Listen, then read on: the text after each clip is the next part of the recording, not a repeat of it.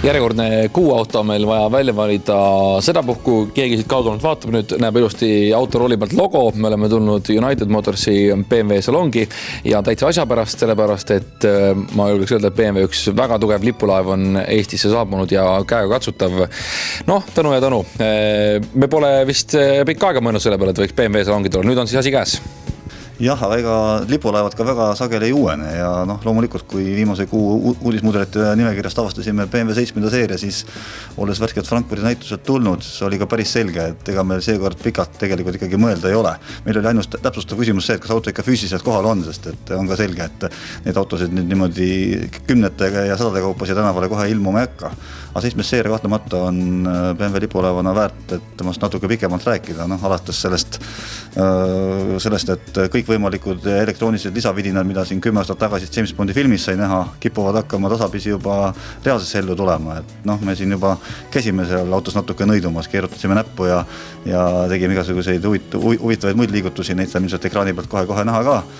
Ja siin veel rääkides võimalustest, et see auto ise ära pargib, siit võiks pika saate teha. Pult on teistmoodi. Puldil on nüüd see, et ta on oleku siis kontrolliks, mida pult võimeline tegema on, et näha, mis on auto seisukord.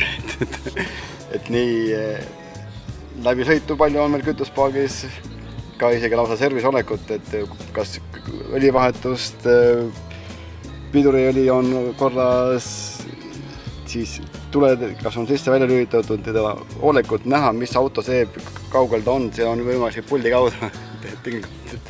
Tal on standardis on tal nüüd olemas viipega siis meediajuhtimine, nii volüüm kui ka telefoni vastuvõtmine, telefonist ülgamine, et see on selline...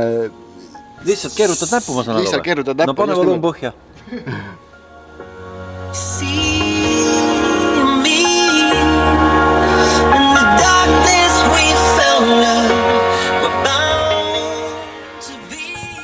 Tehnika sajand.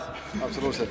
Ilma juhita parkiv auto, see võib tunduda ikkagi jätkuvalt mõne jaoks täiesti ulmeline, et kuidas sul täna tundub, kas praegu võiks olla meil Eestis turgu sellistel autodel, mis praktiliselt ise sõidavad, kui meil T-katte märgistusigi polegi korralikke? No see, mis puudutab parkimist, siis ma arvan, et sellel on isegi vägagi turgu, et kas või too sama parkla, kus ma igapäevaselt enda autot pargin, tihti lugu on see, et ma lihtsalt, ütleme, ma sinna ära mahun, aga ma enam sealt autost välja ei mahu. Ehk siis just see ongi nagu selle süsteemi peamine mõte, et sa ajad auto niimoodi täpselt sinna õige koha peale ja ta sõidab sinna ise sisse ja pärast sõidab ise välja, et ei pea seal naabri auto tuksi lõhkuma ja nii edasi. Ja mis kindlasti nagu ütleme, ega see 7. seeria tegelikult ongi täpselt nagu S-klassi Mercedes on 2 autot, et mis nii-öelda näitavad teed autonse tulevikule.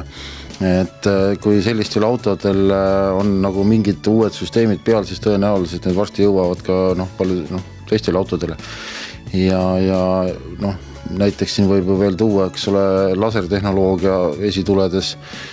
Tõsi, ta küll juba i8 oli ta peal, aga ütleme, i8 on ikkagi selline Tiba teine värk, eks ole.